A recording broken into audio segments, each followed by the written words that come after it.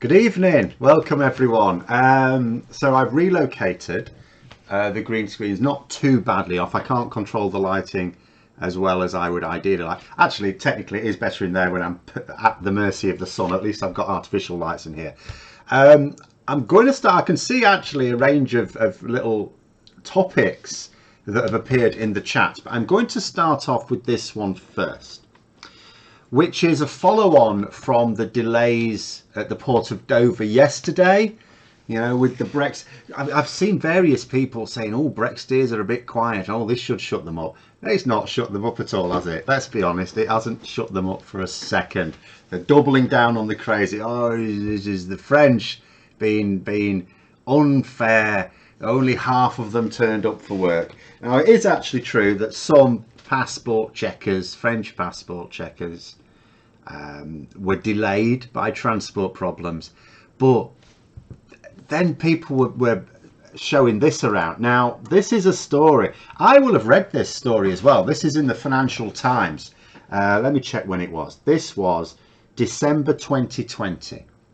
So this is as we were getting towards the end of the transition period. We were about to leave the single markets.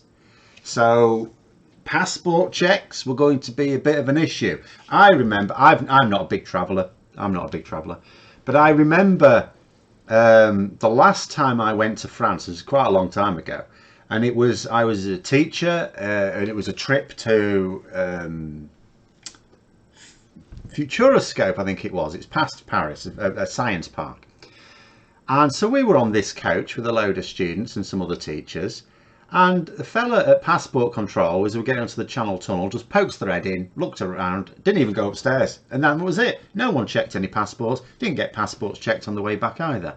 Didn't happen. Now you have to, by law, because they've got to be stamped. Because you're only allowed so many days in the EU out of every 180 days. So it has to be stamped on the way in and it has to be stamped on the way out, and that takes time.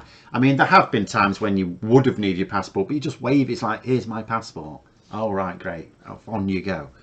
So of course it takes a lot longer now. And then this story, and I will have read this story, and I won't have really considered it particularly newsworthy. I probably didn't even mention it in a video, but it's particularly relevant now. You know, UK rejects Dover funding bid for more French passport bus. Basically, France said to the UK, look, it's going to take us longer to check passports, right? Now, at the time, it wouldn't have been a big deal because COVID was stopping a lot of people going in. We're seeing this problem now because last year, COVID meant a lot of people weren't travelling into Europe, okay? So the lorries were using more of the lanes that would normally be used for cars. This year, people are travelling. So you've got the cars and the caravans and the lorries as well, right? And everyone's trying to get in, and it's going to get worse. And so the French said, look, you know, it's going to take, it used to take a few seconds to check passports. Now it's going to take several minutes to do each one because we've got to stamp it. We've got to check it and stamp it, right? Why don't you build more passport booths so that we can put more people on to check them? And the UK government said, no, we're not going to do that. So in actual, and I wish I'd known about this when I was doing the video yesterday. So in actual fact, the UK government chose to restrict the number. All this complaining about, well, the French should have more people checking passports. And it's like, they offered to. And we said no. We said that we don't need more of your Frenchy types checking our passports. It's quite adequate what we've already done.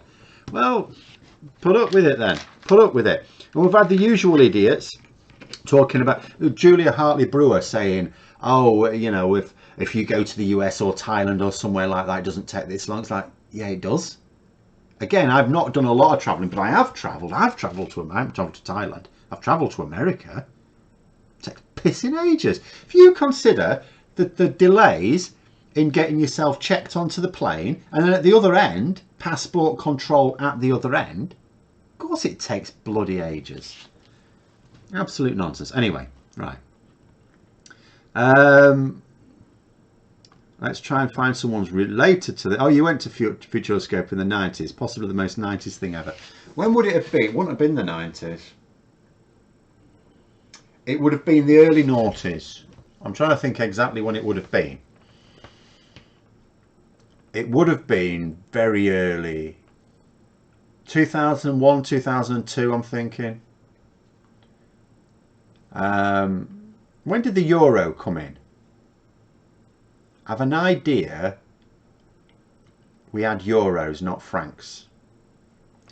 But also it had to be after 2000 because the college I was doing it with, I joined in late 1999 and I'd been there a couple of years already. So it had to be 2001 round about, something like that.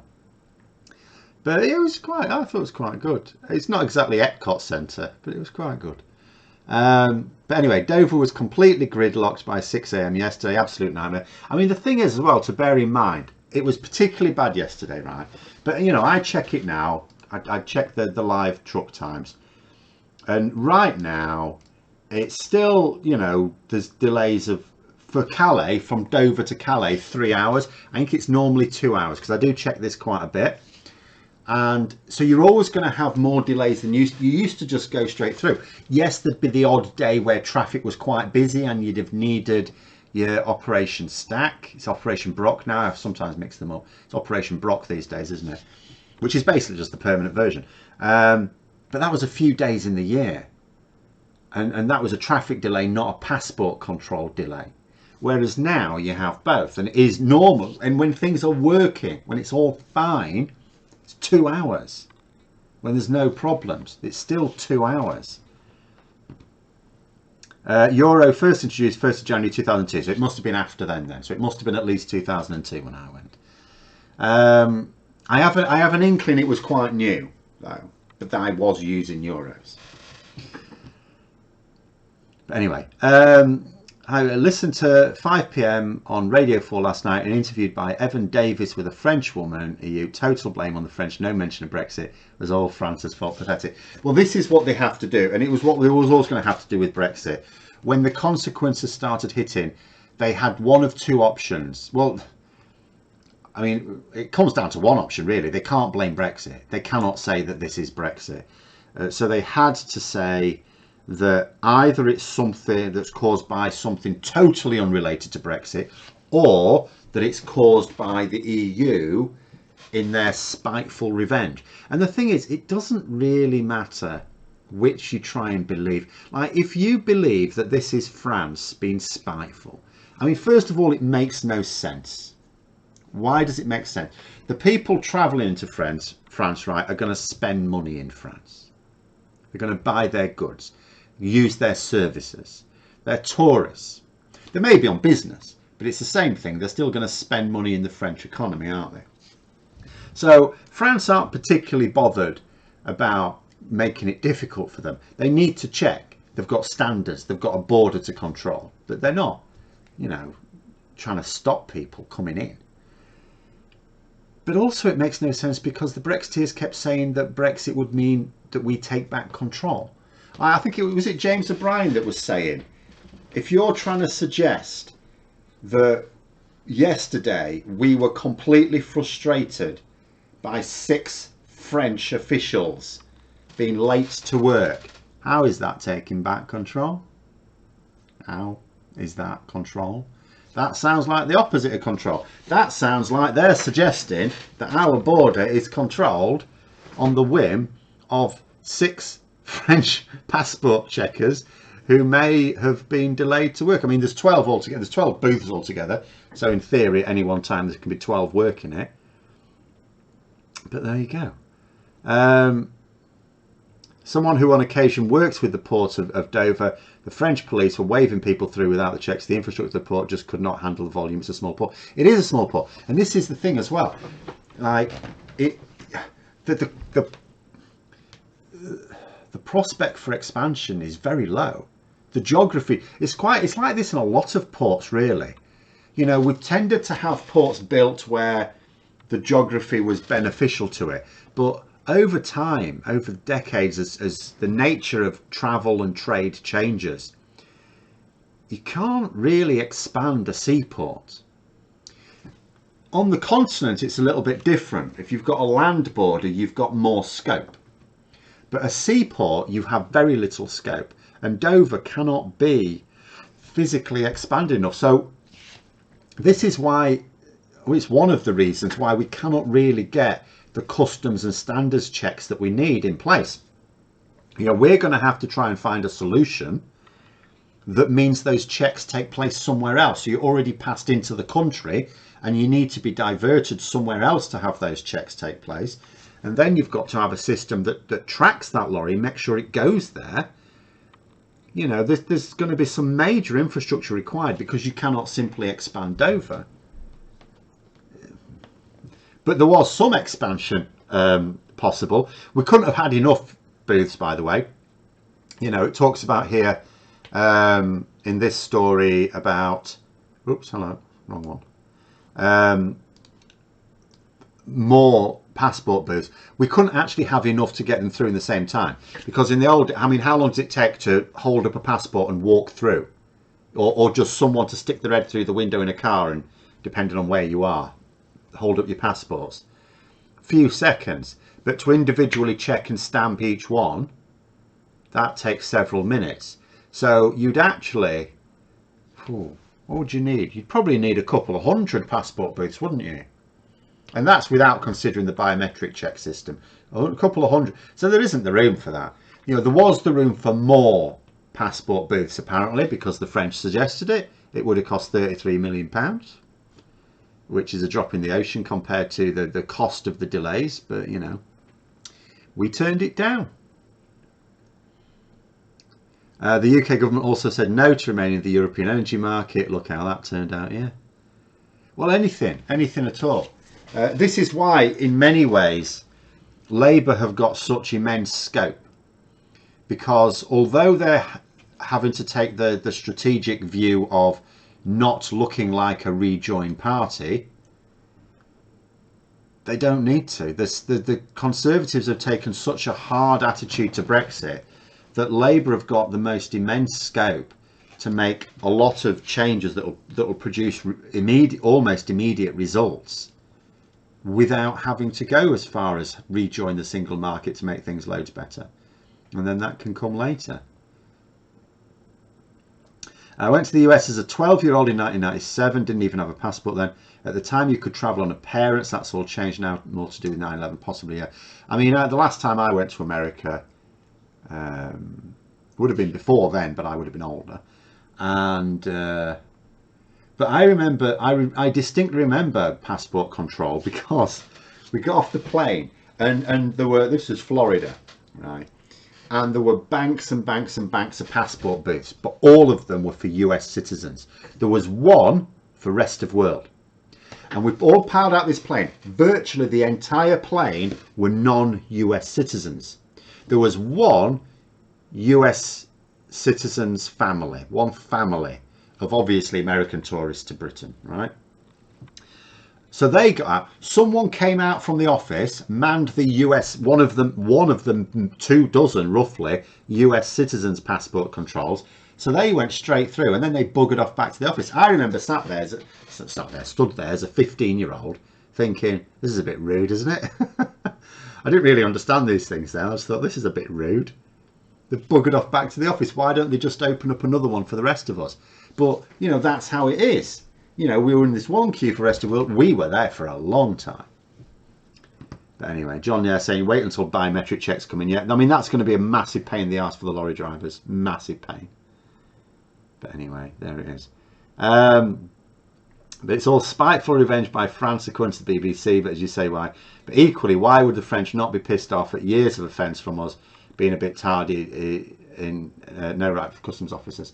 I mean, the thing is that France, I would not complain one bit if France did actually take the view, oh, you don't like the speed with which we're doing this, right? In future, we're just going to man 6 of the passport booths. I see how you like that. But as I say, they're not acting out of spite. You know, if they were, that's what they would do. In fact, they might even just have one on. They might just say, right, if you're going to behave like that, sod you, we're going to have one person checking them. Have fun. Have fun with that. Because that'd put the cat amongst the pigeons. If France, if the French president say, I'm not suggesting he should do this or certainly would do this, but let's just say for a laugh, the French president was to say, right, because Liz Truss in the newspaper today is demanding that France, do this, that and the other. The MP for Dover, Natalie Elphicke, has demanded France apologise.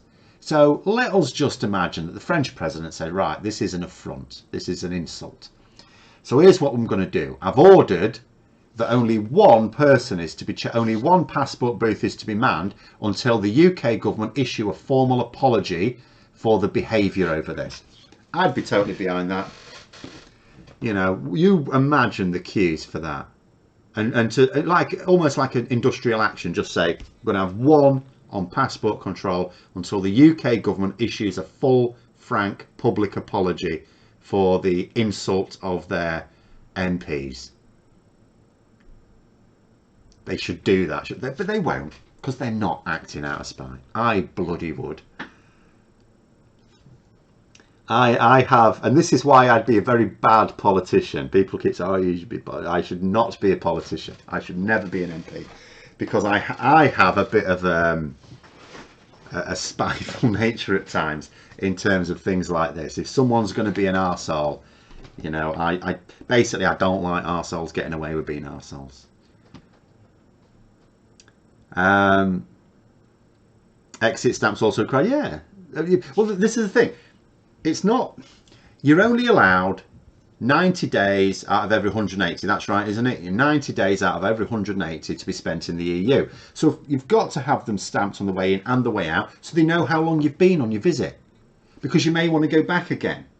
So they have to know when you entered the EU and when you left it, so the next time you enter, they know how long you, and that's part of the check-in process. Have you exceeded your 90 days, or are you close to exceeding your 90 days? The other thing they have to do, which they didn't used to have to do, if your passport is near its expiry date, they also may deny you entry. It might be valid, but not for long enough. So there's checks with the passport. Now, it's not just identifying that yes, you have a passport. That's not enough now. Also, you're saying about with the exit stamps, what's the incentive for France to fully man that process? I don't necessarily know on that case. Again, that doesn't help them, does it? Again, it doesn't help France to be awkward here. It's why, as I say, if I was the French president, I would do it just for a laugh, but I wouldn't be thanked for doing it. I wouldn't be thanked by others for doing it. But there you are. Can someone please explain to me why Brexiteers want and still want Brexit? What's the upside for them? How are they planning to profit from it before COVID-19? You tell me. They were promised things. They were promised shiny things, and they want the shiny things. The problem is they still think the shiny things are coming, or they allow themselves to believe the nonsense about it being the EU's fault, at which point I have to go straight back in with, so we haven't got all the cards. We don't have the power. It didn't give us back control. And they go, oh no. So, I mean, it is an absolute nonsense. An absolute nonsense. Is there risk of civil unrest in the UK given current increase in costs? I'm amazed it's not yet occurred. I'm not, because unfortunately, in this case, we are quite stoic as a culture. We don't really have a culture of mass protests. But everyone has their tipping point. And yes, the cost of living crisis could well... See, what the Conservatives are usually very adept at, they sort of know how far they can push people. If you take, for example, the spring budget that Rishi Sunak delivered, and it gave no help to anyone. Basically, what he said is, look, we may have to help you later on because things are going to get worse later on. We're not going to help you now because we need to help you later on. And then that was totally unsustainable. So then there had to be an emergency budget where he did provide some extra help. But all they're doing, they're not providing all the help they can. They say they're doing what they can. That's not true. And you know it's not true because they'll say we're doing all we can, and then 3 weeks later they suddenly do more. Well, then you weren't doing all you can before. So why should we believe you're doing all you can now? They weren't. They never were. They can do way more. But they do the bare minimum. needed to stave off civil unrest. The issue now, arguably, is that they may not judge how far they may feel they can push people further than they can. My issue really is that the Conservatives are working on the same principles they did in 2010. In 2010, people were relatively, it's always a relative term, but they were relatively well off, right, after 13 years of a Labour government. So the Tories could afford to kick people in the nuts quite hard, and they'd just struggle on going, my nuts are hurting a bit, but I'm still alive, I'm carrying on. The problem is, after 12 years of, not just 12 years of a Tory government, because Thatcher and Major would never have gone this far even. 12 years of a particularly grinding Tory government, and they've really cut people to the bone. There's not much more they can expect people to take, but they're still kicking them. So I do wonder if there's going to come a point where there is some serious civil disobedience. Martin Lewis was talking recently about the fact he can see a point where people just en masse refuse to pay their utility bills because they're getting ridiculous now, absolutely ridiculous. How long till a general strike? See, that's something like, I wish unions would actually coordinate a general strike. That would be so much better, but for whatever reason they're not doing. It seems odd to me as well. I don't want to go too much into this moaning, but odd to me that unions keep telling Labour what they should do. And where Labour, they're working to the common cause, they're working to the end, to the same goal. It's just they do it differently. And I always think like the unions telling Labour that they should do the same things as them to achieve the same goal. It's a little bit like the army and the navy trying to coordinate an attack on a place, and they're going, right, we'll just go over these hills, and the navy are going, we can't go over the hills, we've got bloody ships. Tell you what we should do is go down this channel, you know, we'll pass this water, and the army are going, no, that's no good, we can't swim that far, we'll drown. You know, they're both trying to achieve the same goal, but they can't do it in the same way. But you know, and it's only some, but some unions that are moaning at Labour for doing it their way, and I'm thinking, you can't even coordinate amongst yourselves. You can't even work amongst each other. Why don't we have a general strike? There's so many sectors of our economy planning strike action. Why aren't you coordinating it? Why aren't they working together? Maybe there's a reason, I don't know. But they should. The more united people are, the stronger you are. It's really that simple. But anyway, sunk cost fallacy, even though, this is to do with Brexit motivation, even those that suspect it was a con find it almost impossible to admit it. Too much emotion invested in the project now. Well, the other side of it is, for a lot of people there will be. Brexit was so divisive and people were so aggressive in their position on it both ways, that relationships were damaged. I mean, you know, you've probably got as much friction, relationship friction caused by Brexit as happened during you have to go back to the English Civil War before you had this same level of families being divided over an issue. And yes, if you've screwed over relationships, if you've distanced yourself from family and friends, it's probably quite hard for you to admit that you were wrong, because no one, you know, sometimes people can admit they were wrong. It's the only way to learn, let's face it. But what people don't like is for everyone to give them grief about it forevermore, which is what they may feel will happen if they have to go back to their friends and family and go, look, you know, I was wrong, sorry. So there will be people invested in it. But I will tell you something. There's plenty of other people that just had their views and didn't make a big fuss about it because they're not particularly political. Those people are there to change their mind. It's a bit like I saw someone yesterday, because we've got both US and UK politics blown up at the same time. Someone saying, in 10 years' time, you'll not find anyone who'll admit to having voted for Donald Trump. You know, we may find the same thing in this country regarding Brexit. It may be in 10 years' time, it may be very difficult to find anyone who will own up to having voted for Brexit. Except in this case, people have an easier way out, don't they? Because they can admit that, if they have to admit they voted for Brexit because they made a big deal of it, They can say they didn't vote for this Brexit. Well, this wasn't the Brexit they voted for. They can accept that they were lied to. Whereas with Trump, you can't. You can't say, oh, I didn't vote for this Trump. How many pissing Trumps did you think there were on the ballot? Whereas the Brexit ballot was very ambiguous. Why does the press try and catch out Mick Lynch? Because representing the establishment, aren't they? The mainstream media in this country is either, it's almost exclusive, not completely, but it's almost exclusively either owned by or controlled by a very narrow section of interest. And he threatens that. The problem is that Mick Lynch has actually, he conducts himself quite well in interviews, I have to say.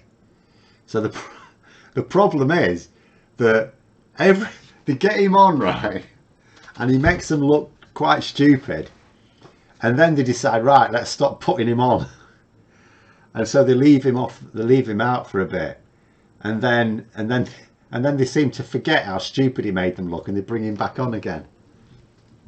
But anyway, hang on, let's do this one. Right, we can go over some more topics, I suppose, at the moment. Well, there's a Northern Ireland one here. With it looking like Sinn Féin will be the largest party, well, they are the largest party, and for the first time being in government in Ireland after the next election, how will this impact? Oh, do you mean in Ireland, a Republic of Ireland, that is? How will this impact UK government approach to the Northern Ireland Protocol? Thing is, by the time of the next election, I would hope that we've got a different government. I don't know. We will. I don't know when our general election is going to be. In a sense, not at all, because I don't think any British government would get on particularly well with Sinn Féin, because let's be honest, Sinn Féin don't want to get on particularly well with any British government. But if the Tories are still in charge, they're quite happy to make an enemy of any EU country. I know they mostly go on about the French, but that's because we were at war with France for like 1,000 years, right? But any representative of the EU, they will pretend they're being tough against. So it will make no difference to the Tories. Let's be honest, the current Irish government is no fan of the UK government's position either. And if it's a Labour government, well, Labour are committed to the Northern Ireland Protocol and implementing the Northern Ireland Protocol. And actually simplifying the Northern Ireland Protocol, because Labour are committed to things like veterinary agreements, which will reduce a lot of the friction related to the Northern Ireland Protocol. But at the same time, Sinn Féin are not exactly going to get on with them like a house on fire, are they?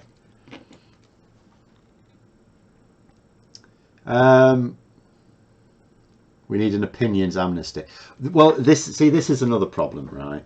Like, I'm quite happy to say, look, if you voted for Brexit in 2016, but you've since come to realise that it was a bad idea, okay. I'm fine with that. Because at the end of the day, we need way more people to agree that Brexit needs reversing. So that means, by definition, we need to join forces with people who at one time thought it was a good idea. I have more of a problem with people who voted Tory in 2019 to get Brexit done. But even then, I'm happy to say, well, look, you were lied to. But now that we've gone through with it, we still have to have the point where it's like, look, if you're still sticking to it right now, after what's clear, you're a bit of a problem. You are a bit of a problem. But I'm quite happy. I wouldn't give people shit for changing their mind. In fact, there's a Twitter account called Remainer Now, which is full of people that try and get it off their chest, who did support Brexit and now don't. Did I see Truss visiting the school kids and dying on her arse? Yes, and this will happen wherever she goes. By the way, you know, Liz Truss is going to be quite stunningly awful from a PR point of view if she is going to be the next Prime Minister. And I know a lot of people are talking about it as if it's pretty inevitable, and she is by far the most likely. But I always say, like, there's 6 weeks of campaigning to go, and if political campaigns never change things, you wouldn't spend so much money on them. But Liz Truss is probably the most likely to win. You know, Sunak has to overcome an awful lot of difficulties with the party members. In fact, I don't really know what Rishi Sunak is even offering the party members that would be appealing, if I'm going to be completely honest. And I don't think it is. I know some people are saying, I know some people are saying that, you know, with Rishi Sunak, it's like the racism thing, they won't bring themselves to vote for him. I'm not sure I buy that, because if you look at the polling last week, it suggested that actually Kemi Badenoch would have beaten the lot of them. So I'm not sure I buy that argument. I know it's an easy one to go for. I really do think with Sunak that his policies are just not aligned with what Tory members think is feasible. He's trying to be the George Osborne. He claims to be a Thatcherite, of course he's not. But he is trying to be the George Osborne responsible Chancellor, even though George Osborne was an incredibly irresponsible Chancellor. But you know, you know, we can't just promise the earth, there has to be a cost to it type thing.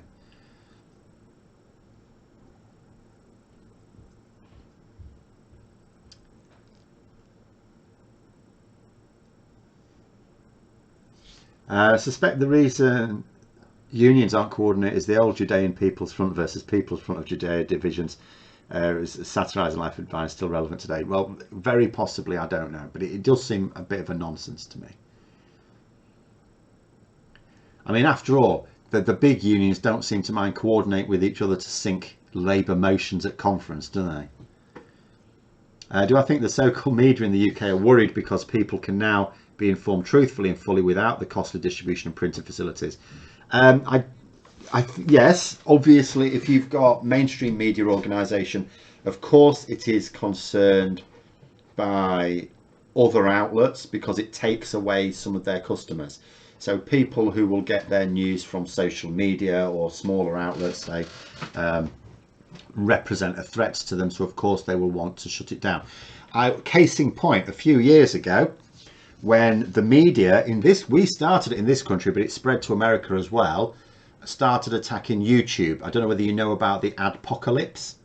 So there were arguments about, oh, these ads shouldn't be appearing on there. These ads are, you know, are supporting terrorist organisations and things like that. And I was on YouTube at the time, not on this channel, but on a different channel. And I suffered from that, you know, because the ad revenue became a lot more difficult.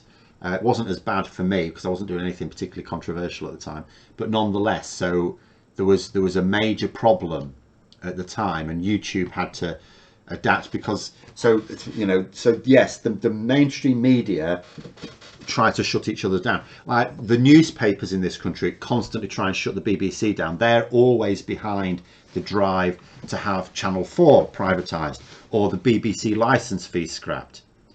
You know, they're of course, they recognise their competition and will constantly try and shut it down.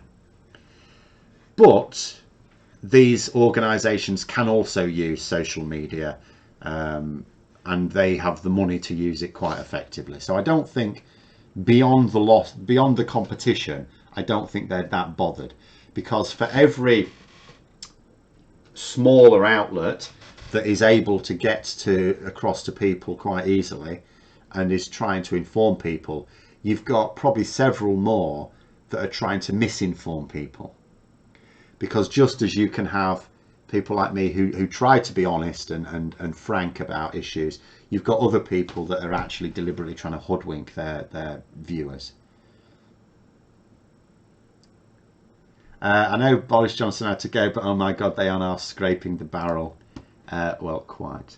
In fact, is this a more suitable one for this? Exactly. Well, this is the thing. You see, we've had, I don't know how many this applies to, but there certainly seems to be some Tory MPs that they got rid of Boris Johnson as a reaction. They just had to. It was too damaging. It was too damaging, right? They couldn't afford to let him still be in place for the conference, the party conference in October. So they had to act. They couldn't wait till after summer all of a sudden. And now they're looking at it. I don't know what they expected. They're looking at it And I think some of them thought they could replace Johnson with a fresh face, you know, and Penny Mordaunt obviously attracted a lot of that fresh face support. Yeah, that's what they thought to themselves. And it's like Tory MPs genuinely really didn't think, you know, Sunak and Truss were the most likely to find themselves on this final ballot. For the last 6 months, people have been talking about Liz Truss and Rishi Sunak getting their leadership campaigns ready. They have been the two that have been preparing this most overtly. Both Truss is trying to claim that she's been the loyal one and didn't want Johnson to go. Absolute bullshit. She has been courting Tory MPs for months, whining and taking them to expensive restaurants to shore up support. She's been at them for ages, as long as Sunak. And it's like, did they really think that these two were not going to... There was a chance, I will grant you, there was a chance. Penny Mordaunt almost made it. In the end, it sounds like some of Liz Truss's dirty tricks. Do you know what? Apparently she threatened MPs with Nigel Farage. Oh, if you end up with Penny Mordaunt, you'll have the Brexit party starting up again. But, you know, it still amazes me that we have Tory MPs who got rid of Johnson and didn't think we were going to end up with either Truss or Sunak. They thought they were going to end up with someone completely new, wipe the slate clean with the public. No, they don't have anyone. This is what they simply cannot understand. They don't have any leaders. Boris Johnson remained in place for as long as he did because he had no competition. He still has no competition.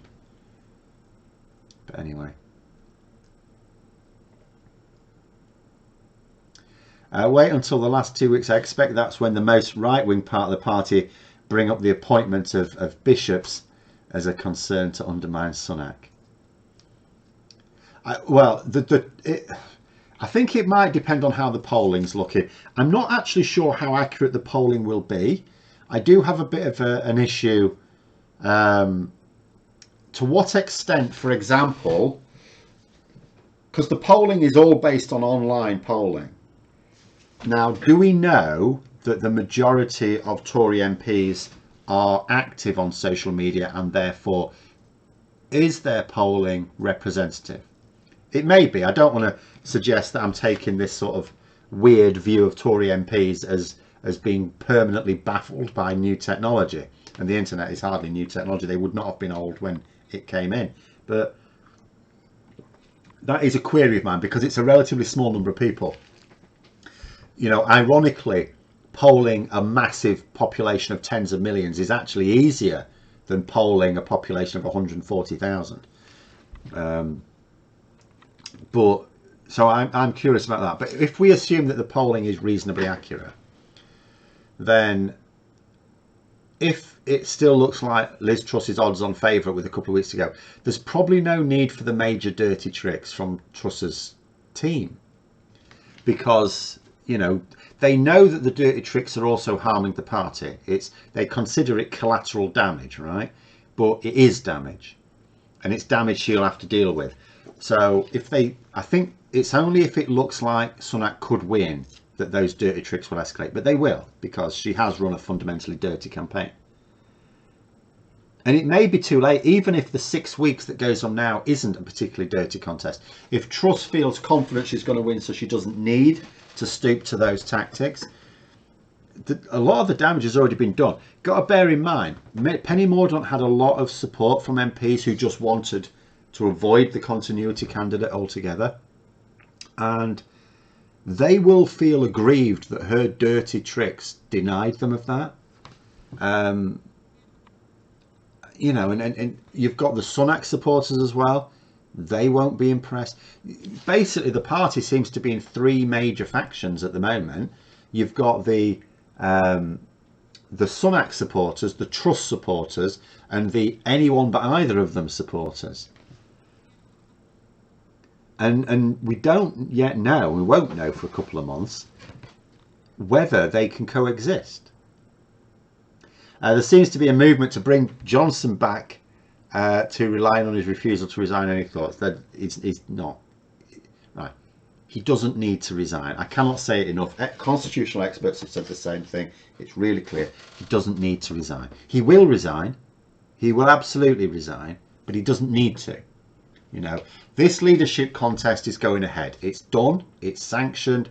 You know, on the 5th of September, the winner will be announced. On the 6th of September, Boris Johnson will go to the palace and formally resign to the Queen. He will then leave out the back way and the Queen will invite the winner to form a government, right? But if Boris Johnson refuses, if he doesn't go to the palace, the Queen will still ask the winner to form a government, because the Prime Minister is the MP who is considered to have the confidence of the House. And that person is always assumed to be the leader of the party which has a majority of MPs in the House of Commons. It's automatic. The whole process is automatic. This is one aspect of our constitution that actually works. So Boris Johnson cannot stop it. In fact, the latest is that according to an ally of Boris Johnson, he reckons he's going to be Prime Minister again in a year. So he's not trying to suggest that he's going to hold on to power.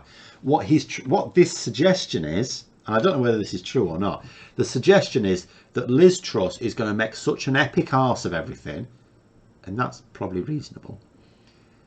The Tories in a year's time will be begging Boris Johnson to come back.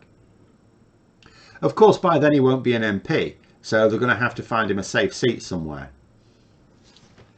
But we will see. But I mean, it's all absolutely brilliant, because if this is true, it means Boris Johnson, if he genuinely thinks that he's just going to have a year out and then he's going to he's just going to come back in because they're going to beg him to come back. Really, Labour couldn't pay for this sort, which is just as well because they're skint, but they couldn't pay for this sort of thing. What happens if he refuses to leave Downing Street? He'll just be arrested. He'll be dragged out. It's like there's nothing Boris Johnson can do. Nothing at all. I know he's abused his position because a lot of our checks and balances were never designed for someone who has no respect for but this isn't really convention. This is automatic application of the law. You know, the Queen, like, if we link it to Donald Trump's situation. So Donald Trump, right, expected Mike Pence to refuse to certify the results of the election. That was his plan, that his boy Mike Pence, the vice president, would refuse to certify the election results, which fell down. That didn't happen. The equivalent here is Boris Johnson expecting the Queen not to appoint the successor. The Queen is not going to play along with Boris Johnson. As far as we can tell, the Queen does not even like Boris Johnson. But it doesn't really matter, because she will do her duty, which is to appoint the next leader of the Conservative Party as Prime Minister. Is Nadine Dorries a Bojo groupie? Oh God, I shudder to even think what they've been doing. Yeah. Nadine Dorries is properly loyal to Boris Johnson. But anyway, do I want a truthful contest by Truss and Sunak?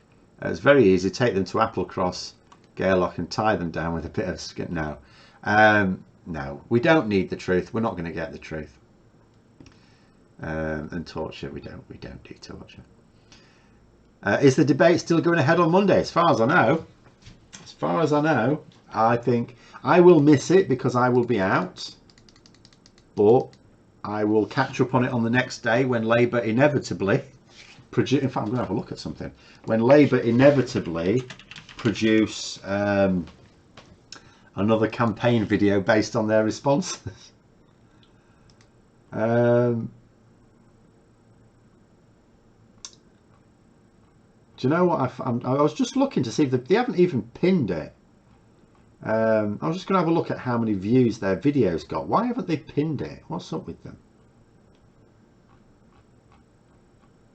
Here we go.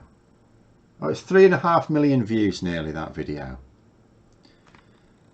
So the person who produced it, the member of Labour staff who produced it, is definitely going to be asked to produce another one on Tuesday. R.E. Johnson, come back, the hasta la vista. Yes, I know. He totally thinks he's coming back. He absolutely thinks he's coming back.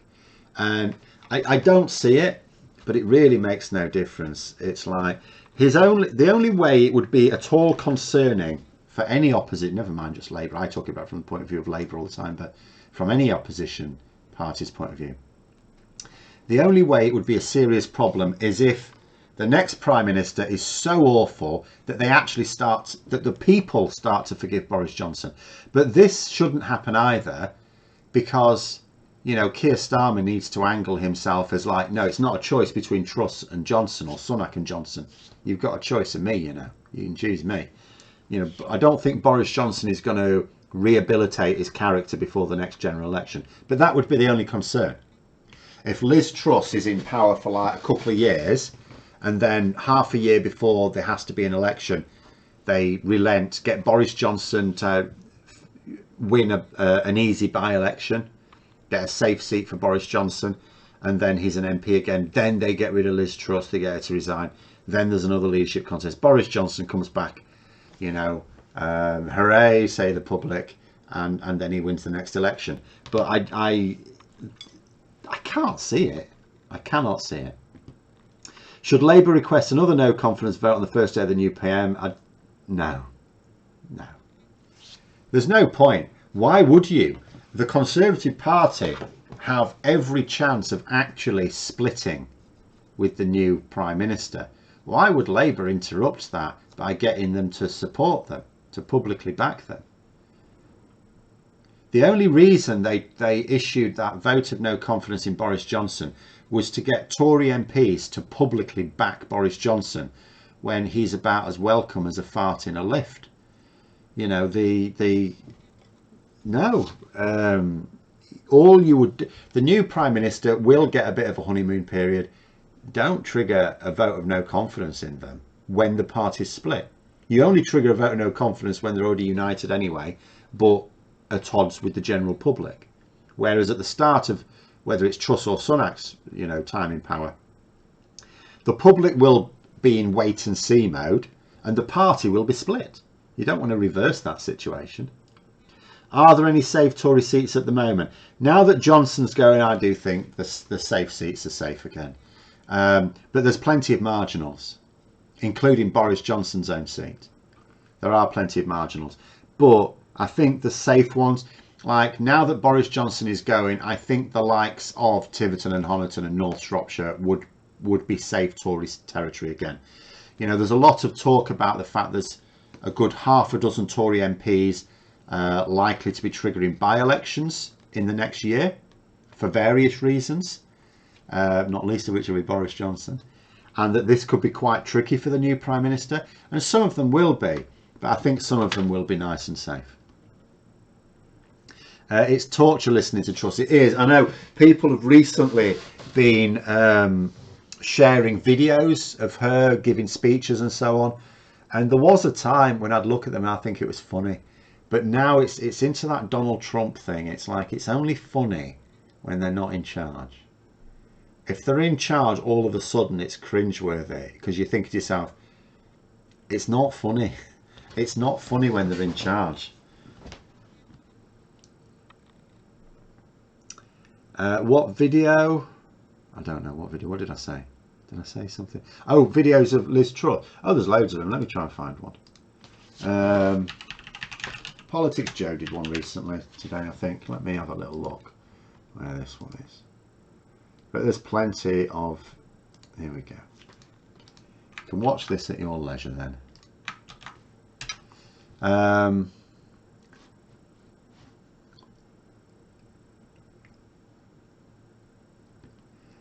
Johnson thinks he can come back as Churchill did. He neglects the fact Churchill remained leader of the Tory party between 45 and a term later. Well, there were various comebacks for Churchill. So in his early political career, he actually messed up quite badly.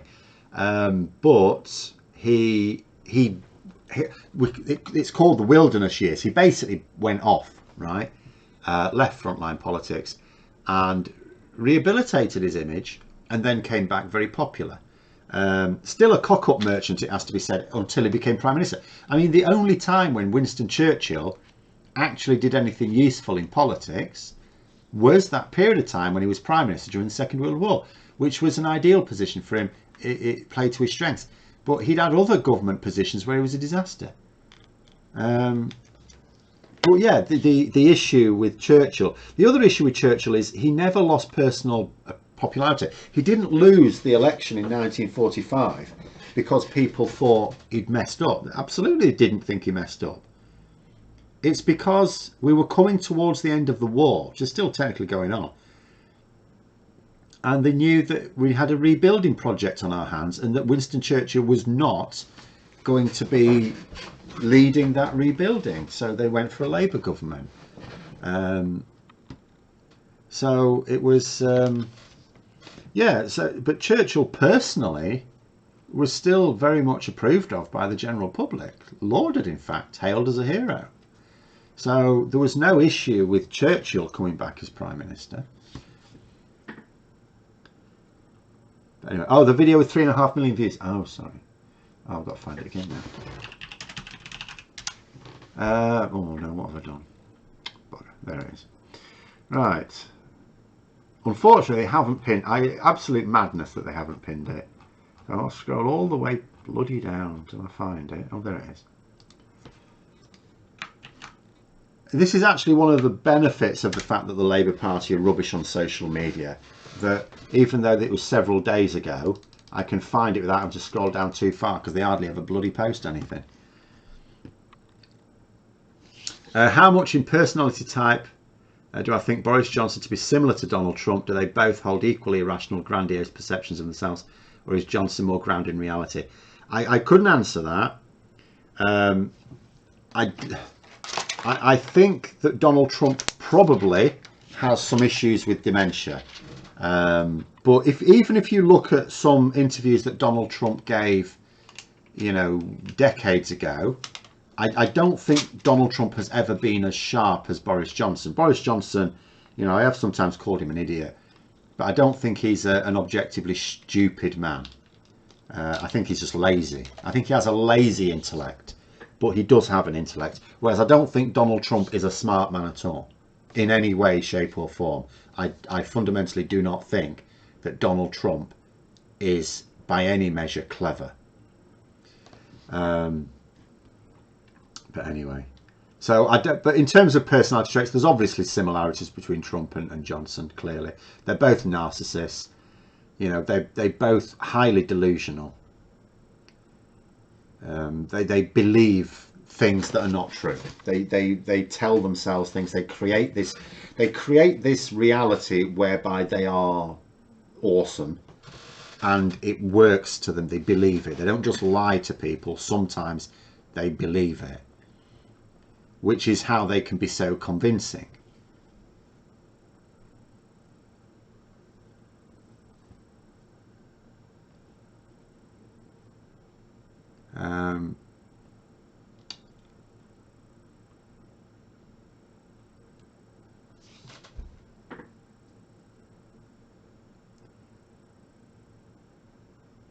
You couldn't find the Labour video again on YouTube when you wanted to send a link.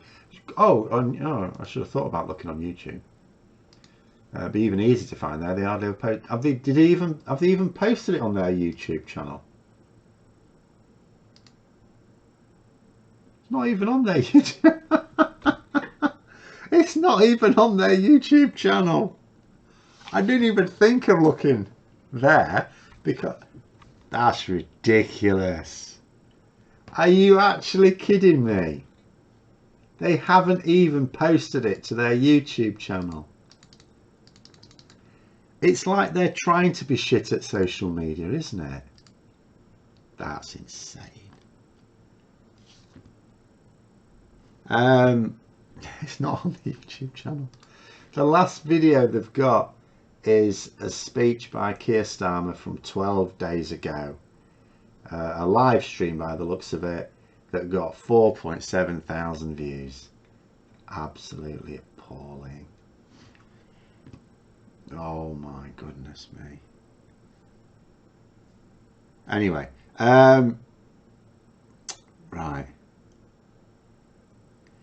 You told my Labour candidate about me and they said their social media was rubbish. Their social media is virtually non-existent. It's, you know, we are, you know, Graham Hughes is really trying to generate change.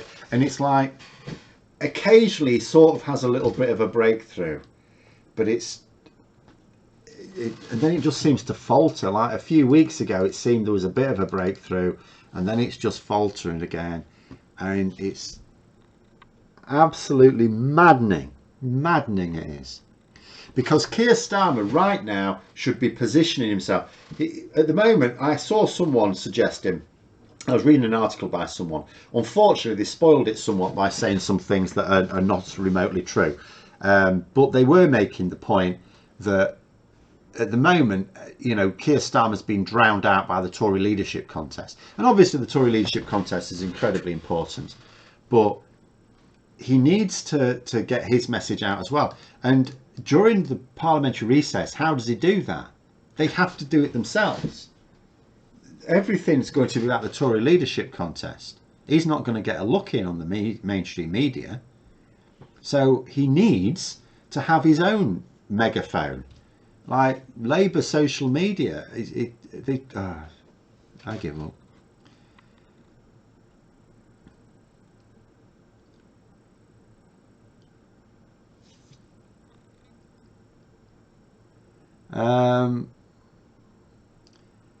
Don't I think it must be amazing to live in the Trump Johnson world? Imagine how good you would feel every day.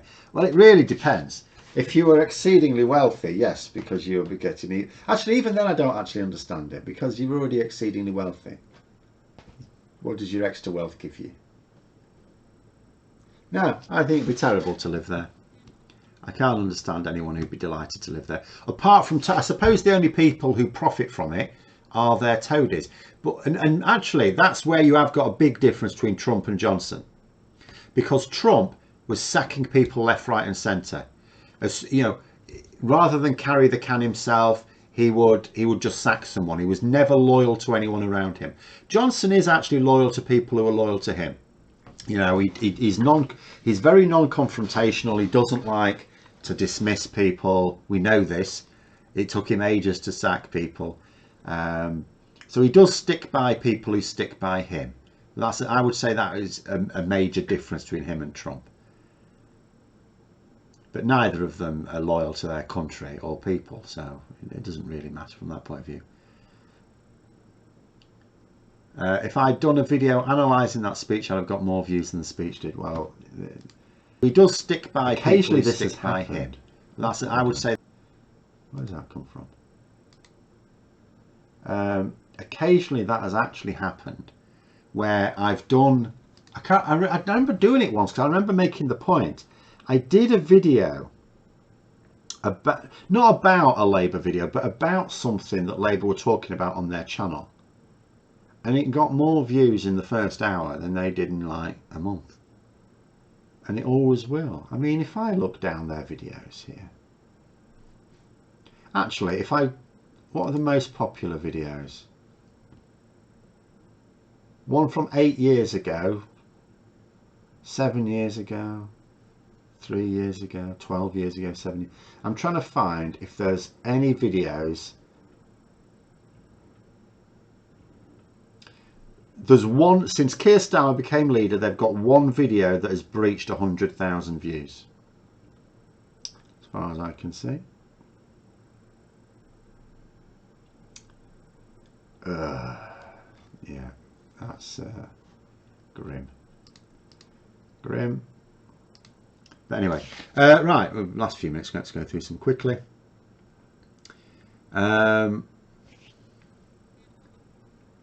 Trump delivered the almost perfect coup d'etat. Does that give him some semblance of competence? No, because it was directed by others. All Trump was doing during the insurrection was throwing cheeseburgers at the screen.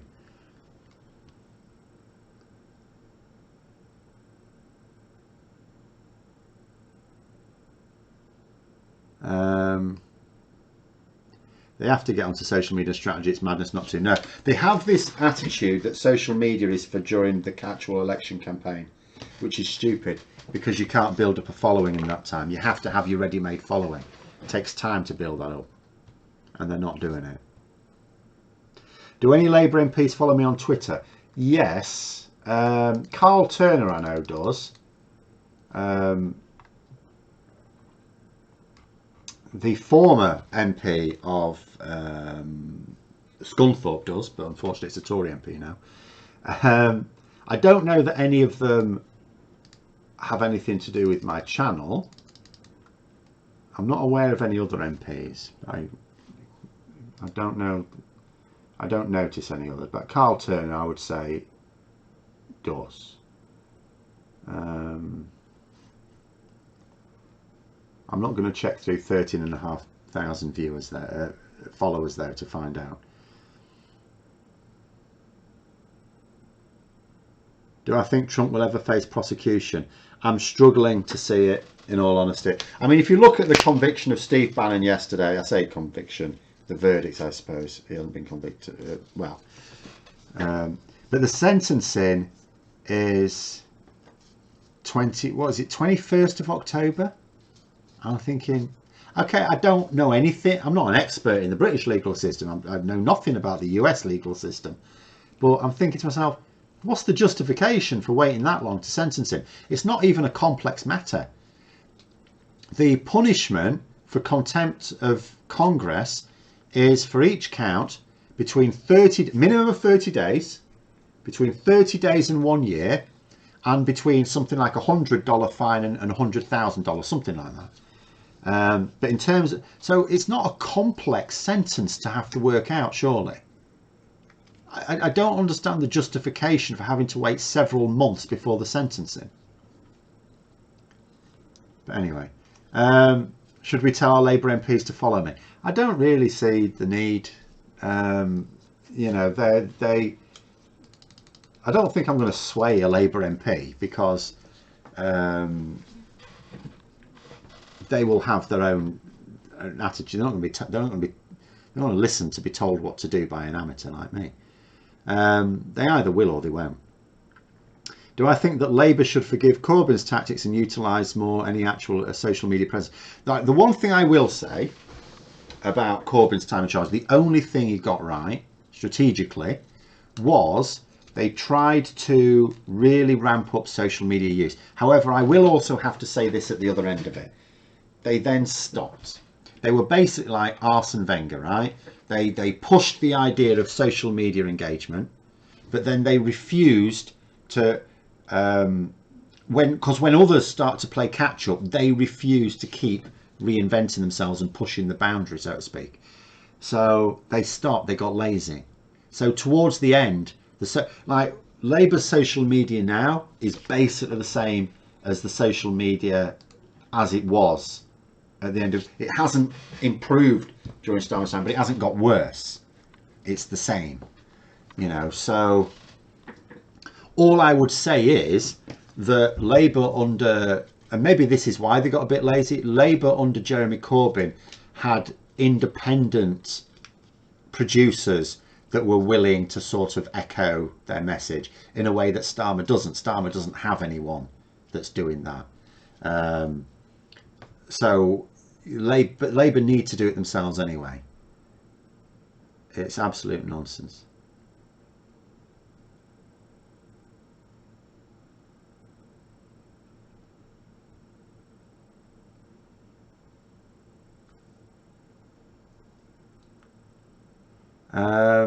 Right, last few comments before we have to finish it off because the pugs want their walk. He's going to appeal, and this is due to be heard in October. No, he's going to appeal in October when the sentencing is done. As I understand it from a report, Bannon is going to appeal, but he's going to wait for the sentencing. Now, I don't know if that's the way it's supposed to work. Maybe it is. I don't know. But that's so. It's like we're going to get the sentencing on what, the 21st of October. Then he's going to appeal. That is like, it's ridiculous. Absolutely, it's just taking too long. The whole process is too messy. It's taking too long. Could the business and banking sectors choose a Labour Party over the Conservatives based on Labour having more rational trade, foreign policy, educational and social policies? Yeah, I think a lot of them will still find it very difficult, but yes, I do think so. But anyway, right, we'll have to leave it there. Have a good evening, everyone, and have a good weekend. And until next time, I'll see you later.